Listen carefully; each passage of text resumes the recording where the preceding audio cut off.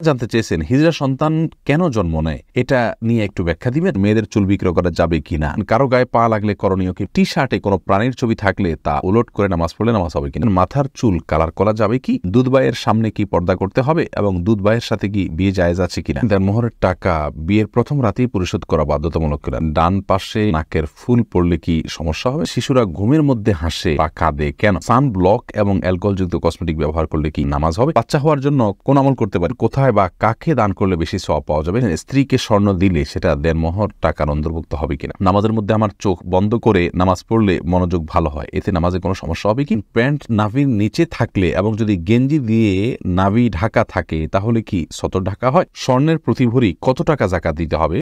Mainuddin Hasan Nobel আপনি জানতে চেয়েছেন টি শার্টে কোনো প্রাণীর ছবি থাকলে তা উলট করে নামাজ পড়লে নামাজ হবে কিনা, উল্টা করলে নামাজ হয়ে যাবে। সুফিয়া খাতুন জানতে চেয়েছেন মেয়েদের চুল বিক্রয় করা যাবে কিনা, না, শরীরের কোনো অঙ্গ মানুষের বিক্রি করা যায় না, এটা দান করে দেওয়া যেতে পারে, যদি কারোর প্রয়োজন হয় তিনি ব্যবহার করবেন। রুবাইয়া রোমানা আপনি জানতে চেয়েছেন ডান পাশে নাকের ফুল পড়লে কি সমস্যা হবে, কোনো অসুবিধা নেই, ডান পাশে বাম পাশে আপনি নাকের ফুল কোন পাশে পড়বেন সম্পূর্ণ আপনার ব্যাপার, কোনো অসুবিধা নেই, তবে যদি ডান বাম দুইটাতেই ব্যবহার করার মতো অপশন থাকবে তাহলে সেক্ষেত্রে ডানকে আল্লাহ তারা পছন্দ করেন, আগে ডান দিয়ে শুরু করাটাকে আল্লাহ তারা পছন্দ করেন। শ্রাবণ মেঘ এই আইডি থেকে আপনি প্রশ্ন করেছেন সান ব্লক এবং অ্যালকোহলযুক্ত কসমেটিক ব্যবহার করলে কি নামাজ হবে। অ্যালকোহলযুক্ত কসমেটিক ব্যবহার করার কিছুটা সময় বিলম্ব করে নামাজ পড়লে অ্যালকোহলটা বাষ্প হয়ে চলে যাবে, ইনশাআল্লাহ তাতে নামাজ হয়ে যাবে। জারি আহমেদ জানতে চেয়েছেন মানুষ মারা যাবার পর লাশ থেকে মাপ চাইতে বলে, এটা কি ঠিক? না, এটা ঠিক নয়, তবে ওই ব্যক্তির পক্ষ থেকে সবার কাছে মাপ চাওয়া যেতে পারে, সেটি ভিন্ন বিষয়। ইমরান শরীফ বিল্লাস আপনি জানতে চেয়েছেন দুধ ভাইয়ের সামনে কি পর্দা করতে হবে এবং দুধ ভাইয়ের সাথে কি বিয়ে জায়েজ আছে কিনা, দুধ ভাইয়ের সাথে বিয়ে পর্দা করতে হবে না, দেখা দেওয়া যাবে, আর যার সাথে দেখা দেওয়া যাবে তার সঙ্গে বিয়ে জায়েজ নাই, যার কারণে দুধ ভাইকে বিবাহ করা হারাম। এরপরে মোহাম্মদ মনির হোসেন জানতে চেয়েছেন স্ত্রীকে স্বর্ণ দিলে সেটা দেনমোহর টাকার অন্তর্ভুক্ত হবে কিনা। জি, অবশ্যই হতে পারে, আপনি স্ত্রীকে যদি স্বর্ণ দেন তাহলে সেটাকে আপনি স্ত্রীকে দেনমোহর হিসাবে যদি টাকা দেন সেটা যেমন কাউন্ট হবে, স্বর্ণ দিলে বা রূপা দিলে কোনো গহনা দিলে সেটাকেও আপনি দেনমোহর হিসাবে কাউন্ট করতে পারবেন। হোসাইন আনি আপনি জানতে চেয়েছেন ইসলামে কৃত্রিম দাঁত লাগানোর বিধান কি, কারো দাঁতের সমস্যা থাকায় সে যদি দাঁতের ব্যথা অথবা ক্ষয় হয়ে যাওয়া দাঁতের সমস্যা থেকে পরিত্রাণ পেতে নতুন কৃত্রিম দাঁত লাগান তাহলে কি ইমানে কোনো ক্ষতি হবে কিনা। না ভাই হোসেন, কৃত্রিম দাঁত লাগানোতে কোনো প্রকার অসুবিধা নেই। নাসরিন সুলতান আপনি জানতে চেয়েছেন বাচ্চা হওয়ার জন্য কোন আমল করতে পারি। বাচ্চা হওয়ার জন্য আল্লাহর কাছে দোয়া করবেন রব্বি হাবলি মিনাস সালিহিন, রব্বি হাবলি মিনাস সালিহিন, রব্বি লা তাজারনি ফারদা ওয়া আনতা খায়রুল ওয়ারিসিন, এই জাতীয় দোয়াগুলো পড়বেন যেগুলো নবী রাসূলগণ আল্লাহর কাছে করেছেন। এমডি এসআর মুন্না জানতে চেয়েছেন প্যান্ট নাভির নিচে থাকলে এবং যদি গেঞ্জি দিয়ে নাভি ঢাকা থাকে তাহলে কি সতর ঢাকা হয়। প্যান্ট যদি নাভির নিচে থাকে আর যে কোনো ভাবে নাভি ঢাকা থাকে তাহলে সতর ঢাকা হয়ে যায়। আপনাকে সতর যে প্যান্ট দিয়ে ঢাকতে হবে, লুঙ্গি দিয়ে বা পাজা এমন কোনো যে কোনো কিছু দিয়ে আপনি ঢাকলেন, সেটা গেঞ্জি দিয়ে রাখলেন আর প্যান্ট দিয়ে রাখলেন, ঢাকা থাকলেই আপনার সতর আদায় হয়ে গেল। ইভা অপরাজিতা এই আইডি থেকে আপনি জানতে চেয়েছেন শিশুরা ঘুমের মধ্যে হাসে বা কাঁদে কেন। শিশুরা কেন মা বোন ইভা, এটা তো আমরা বড়রাও ঘুমের মধ্যে কিন্তু হাসি এবং কেঁদে থাকি, অর্থাৎ হাসি কান্না ঘুমের মধ্যে এটা হয়ে থাকে সাধারণত।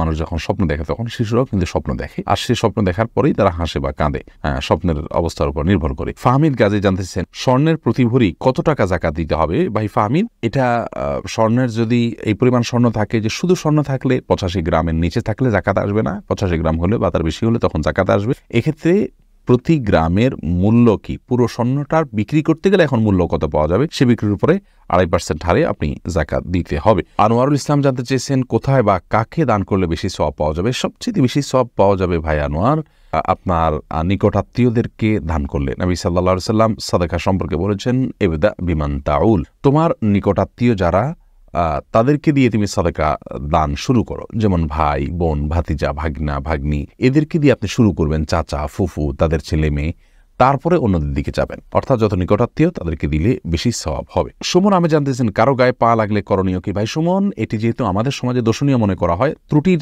বিষয় মনে করা হয়, সেজন্য কারোর গায়ে যদি পাও লেগে থাকে তাহলে সেক্ষেত্রে ওই ব্যক্তিকে সম্মান করা উচিত, যাতে তার অসম্মান না হয়। তাকে এটা বোঝানো উচিত যে আমার অনিচ্ছা লেগেছে, বাস এটা করা যেতে পারে, এটাতে কোনো অসুবিধা নেই। আরাবিয়ানরা কারোর গায়ে পা লাগলে সেটা কোনো দোষণীয় মনে করে না, যার কারণে তাদের ওখানে বিশেষ কোনো কিছু করার নাই। এটা আমাদের অঞ্চলে যেহেতু এটা দোষের ওরফের ভাষাকে, এটা কিন্তু আমাদের অঞ্চলের ভাষা, আমরা এটাকে খারাপ কোনো এক জায়গায় একটা ভাষা যখন গালি হিসেবে ব্যবহার করা হয় সেটা ব্যবহার করা গুনাহ, একই ভাষা অন্য কোনো এলাকা বুলি হিসাবে ব্যবহার করা হলে, গালি হিসাবে না করা হলে সেটা গুনাহ হবে না। ঠিক তেমনিভাবে পাও লাগার বিষয়টি। নাজমুল হাসান জানতে চেয়েছেন দেনমোহরের টাকা বিয়ের প্রথম রাতেই পরিশোধ করা বাধ্যতামূলক কিনা। না, পরে করলেও চলবে। বউ যদি স্বেচ্ছায় মাফ করে দেন তাহলে আর পরিশোধ করা লাগবে কিনা? স্ত্রী মাফ করে দিলে আর দেওয়া লাগবে না, কিন্তু স্ত্রী পরিপূর্ণভাবে মাফ করাটা আমাদের সামাজিক ট্র্যাডিশন হয়ে গেছে। সেটা শুরুর দিকে লজ্জা পড়ে অনেক সময় মাফ করে দেয়, এই মাফ করার উপরে নির্ভর করা উচিত নয়। বরং পরবর্তীতে আপনি দিলেন, স্ত্রী কিছু ছাড়লে আল্লাহ তাআলা বলছেন ফাকুলু হানিয়াম মারিয়া, তাহলে সেটাকে আপনি খেতে পারেন, কিন্তু পুরোটা মাফ করে নেবেন এটা তো এক ধরনের জুলুম। পরিবার থেকে পরিশোধ করা যাবে কি না? জি, যে কেউ আপনার দেনমোহর পরিশোধ করে দিতে পারে, কোনো অসুবিধা নেই। সোহেল রানা জানতে চেয়েছেন হিজড়া সন্তান কেন জন্ম নেয়, এটা নিয়ে একটু ব্যাখ্যা দিবেন। এ বিষয়ে আমার কোনো ইলম নাই ভাই সোহেল রানা, যে হিজড়া সন্তান কেন জন্ম নেয়। আল্লাহ রাব্বুল আলামিন তাদেরকে সৃষ্টি করেছেন, তারা তাদের সৃষ্টিগত কিছুটা ত্রুটি রয়েছে, এর বাইরে কিছু নয়। এটার কোনো বৈজ্ঞানিক গ্রহণযোগ্য ব্যাখ্যা আছে কিনা ইসলামী শরীয়তের দৃষ্টিকোণ থেকে আমার জানা নেই, বা ইসলামী শরীয়তের দৃষ্টিকোণ থেকেও এটার কোনো ব্যাখ্যা নির্দিষ্ট করে আলাদা আছে বলে আমার জানা নেই। এমনি মনসুর আলী আপনি জানতে চেয়েছেন মাথার চুল কালার করা যাবে কি?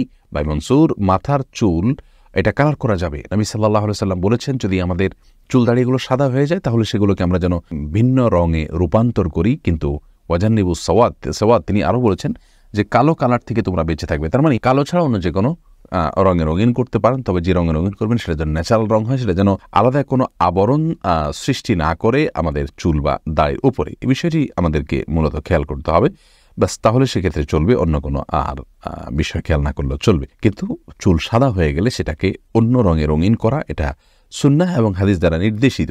ইয়াহুদিরা সাদা রেখে দেয়, আমাদেরকে জন্য মেহেদি বা এই জাতীয় কোনো কালার ব্যবহার করার নির্দেশনা ইসলাম দিয়েছে। এমডি মহসিন গাজী আপনি জানতে চেয়েছেন নামাজের মধ্যে আমার চোখ বন্ধ করে নামাজ পড়লে মনোযোগ ভালো হয়, এতে নামাজে কোনো সমস্যা হবে কি? ভাই মহসিন গাজী, এই বিষয়ে আমাদের একটা ভিডিও আমরা আমাদের পেজে দিয়েছি, এবং আপনার এ বিষয়ে আমাদের ইউটিউব চ্যানেলও আপনি ভিডিও পাবেন। সেখানে আমরা চোখ বন্ধ করে সালাতের নামাজের বিধান উল্লেখ করেছি।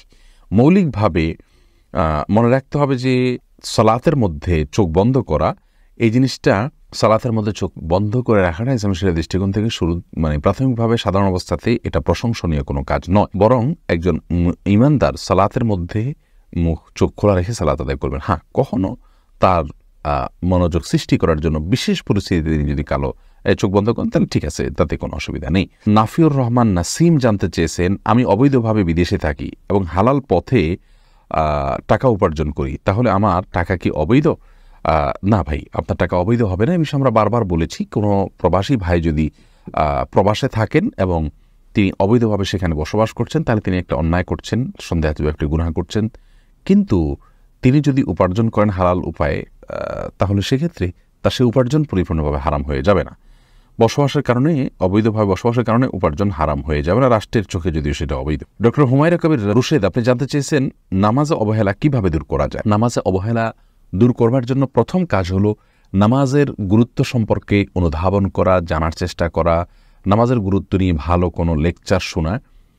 ডক্টর খন্দকার আব্দুল্লাহ জাহাঙ্গীর রহমাহুল্লাহর নামাজের গুরুত্ব নিয়ে একটা আলোচনা আছে, ইউটিউব আপনি শুনে নিতে পারেন। ইনশাআল্লাহ বেদিন আপনার নামাজে অবহেলা দূর হবে। দ্বিতীয়ত, নামাজের গুরুত্ব ইসলামী শরীয়তে কতখানি, এটা নিয়ে আপনি কোনো ভালো আর্টিকেল পড়তে পারেন। যদি বক্তব্য শোনার অভ্যাস না থাকে তাহলে আর্টিকেল পড়তে পারেন। ইনশাআল্লাহ বেদিন আপনি যখন জানবেন ইসলামী শরীয়তের নামাজের অবস্থানটা কোন জায়গায়, না পড়লে আমাদের ক্ষতিগুলো কি আর পড়লে লাভগুলো কি, তাহলে ইনশাআল্লাহ নামাজের অবহেলা আপনার দূর হবে। আমাদের জানার ঘাটতির কারণে অনেক সময় অবহেলা হয়ে থাকে।